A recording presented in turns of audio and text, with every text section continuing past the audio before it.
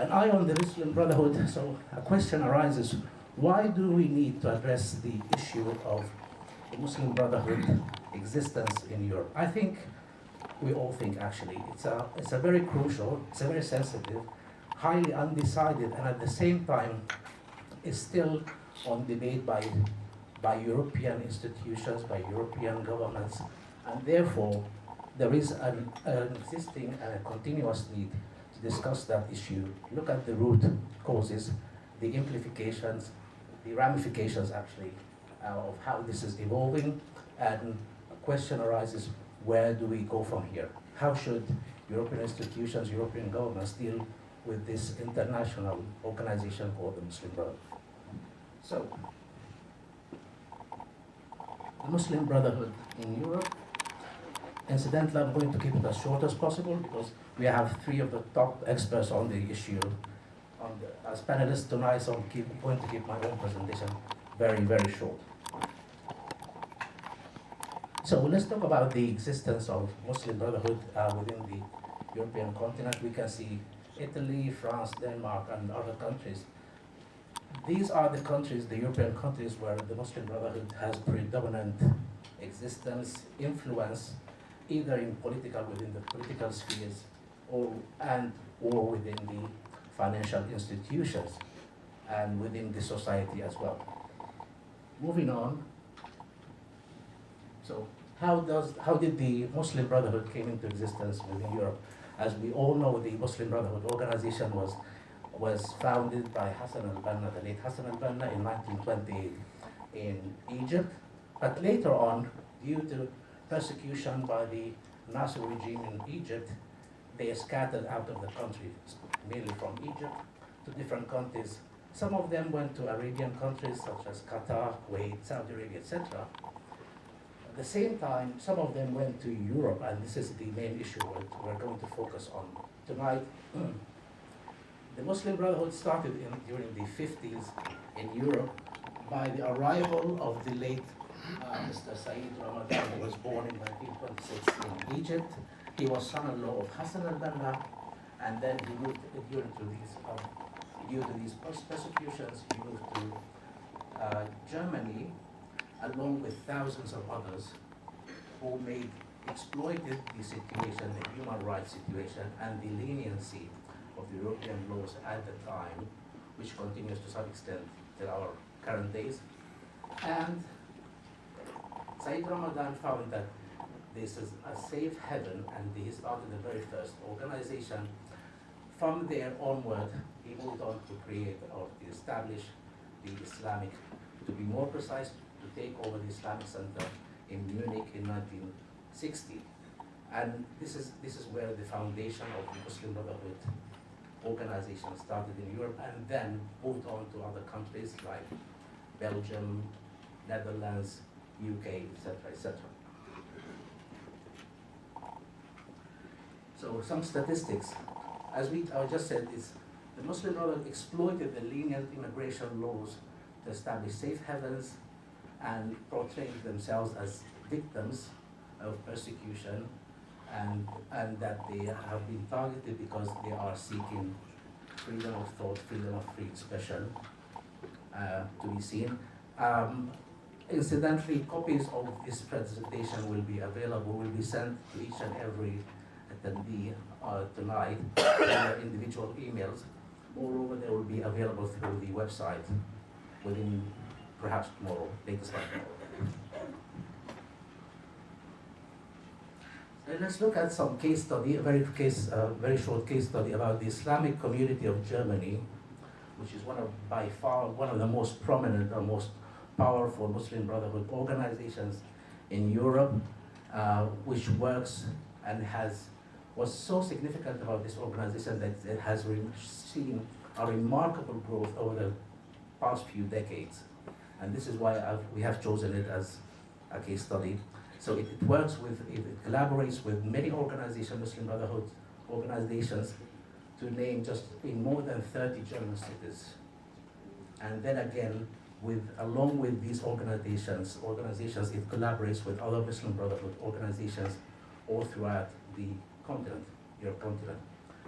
It runs mosques, schools, annual meetings, and it makes what's not added in the slide here, that it makes use of the leniency that can be found in university campuses, where it can hold meetings, seminars, symposia, etc., away from the security eyes, if you may say.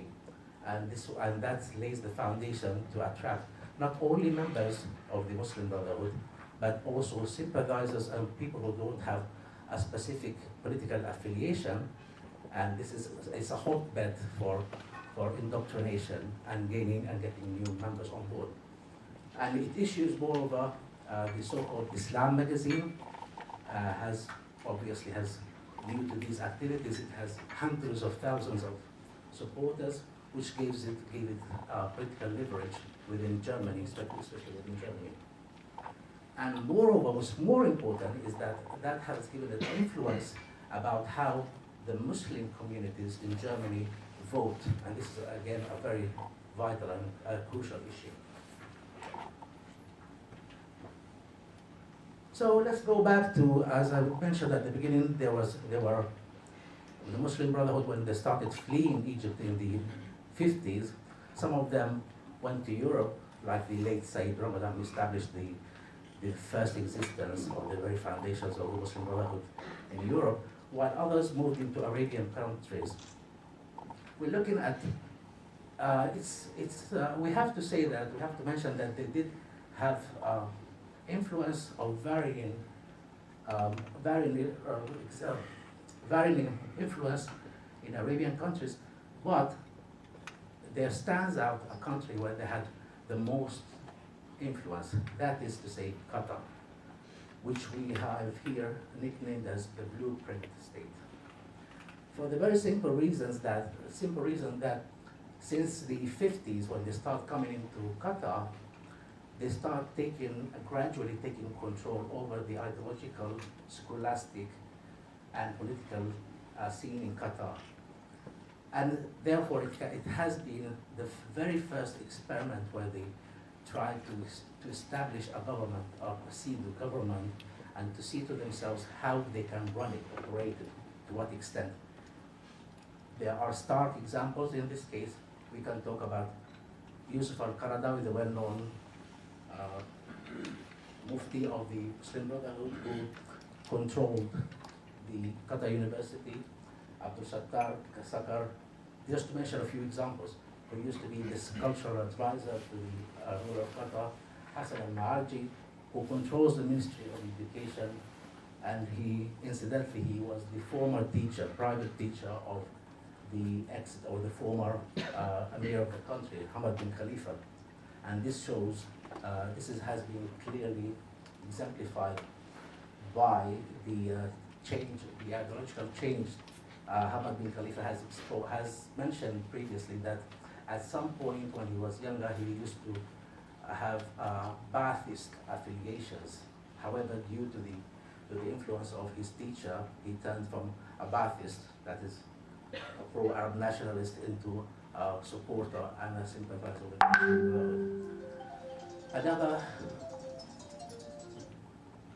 the organizers are not following the rules. Thank you. Okay. So we have another example as Mr. Like Ahmad al-Assal, Abdul Halim Abu Shaka, who controlled Qatar charitable organizations. Again, a huge source for money. If you work in public affairs, you need to have source to brilliant amounts of money. Obviously, the three other gentlemen who saw, and this is very crucial, who oversaw the development of school textbooks and curricula. So how do you control? What's the very basic and the most influential way to control or to form the public conscience of a country, of a nation, is by playing around or messing with the curricula, obviously. And again, it controlled, there was another source for controlling it for huge financial gains, was they're taking control of Islamic organizations and waqfs, endowments in English.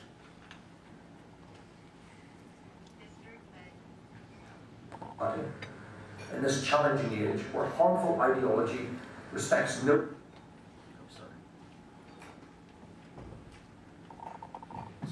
We have, this is one of the known experts on the Muslim Brotherhood, Tim Collins. He's a former retired army commander who addressed the House of Commons in the UK, talking about how European countries have suffered during to the negative impact of Muslim Brotherhood activities in the country as they try to attempt to undermine and try to form distort the social cohesion within the society into their favor.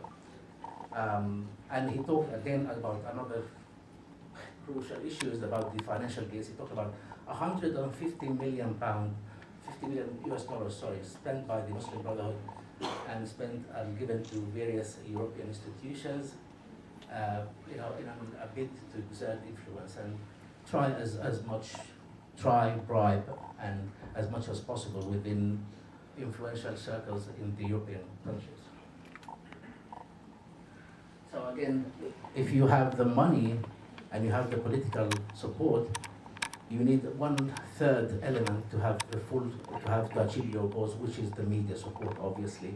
And all of us have seen over the past, say, 15 years or so, how Qatar, the state of Qatar, has promoted and sponsored the Muslim Brotherhood agenda through its various media tools and organizations. To name a few, Al Jazeera, very well known to everyone, attending Dar al-Marifa, and etc., etc. And we can see a number of TV stations, print media, websites, etc., especially in London, which is considered the second media haven for anyone, Arab dissidents who cannot leave their countries anymore. And when we talk about the Qatari support for Muslim Brotherhood, that is not limited to the Muslim Brotherhood. That includes also collaboration, illegal and illicit, and collaboration with other terrorist organizations. For instance, as you can see, probably, I don't know if you can see it in the back, not proper. So just to name one example, in February 2013, Qatar mediated the release of hostages who were kidnapped by Al-Qaeda in Yemen, including a Swiss woman in return of millions of dollars. And these, I wouldn't want to bore you with the nitty-gritty details of these, but these have been ongoing, and it's not a one-off thing. And what's the importance of these payments, which are usually headed or made under the flag of releasing innocent people, who paying ransom to release innocent people, especially Westerners. The importance of this is that this is the indirect way that the Qatari regime supports terrorist organizations, be it Sunni or Shia. And the mother of all these, as my friend used to like to call it, is the one where they paid almost $1 billion to terrorist Shia militias in Iraq and Syria. And we're not setting allegations without proof, without evidence here. Everything about, especially about this mother of deals, of all these, is documented, payments, photocopies of checks, transactions, correspondence, diplomatic correspondence, etc., etc.